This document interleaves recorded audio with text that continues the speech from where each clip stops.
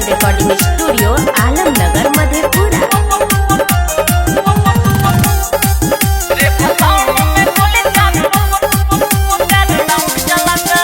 बाते बाते पे यहाँ चल जाए छे गोली, छिए रे भाई रंगदार के टोली।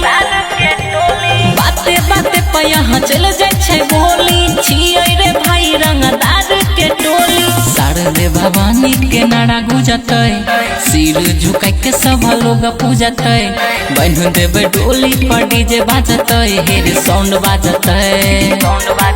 रे भसान में गोली 4 राउंड चलता है, रे भसान में गोली 4 राउंड चलता है, रे भसान में गोली 4 राउंड चलता है।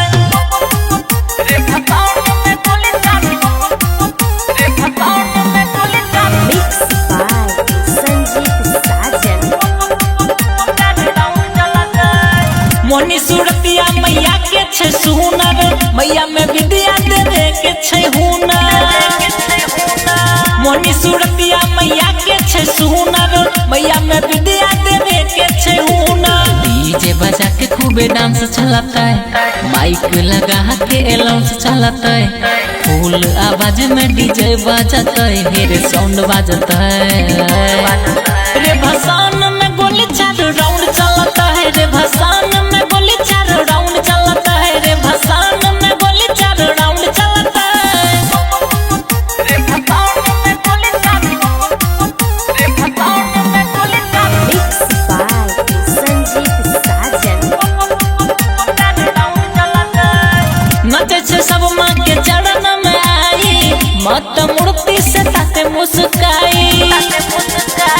नचे छे सब माँ के चरण में आई, मत मूर्ति से ताते मुस्काई। शारदे भवानी के नारा गुजते, सिर झुका के सब लोग पूजते। बन देवे डोली पर डीजे बाजते, हेरे साउंड बाजते।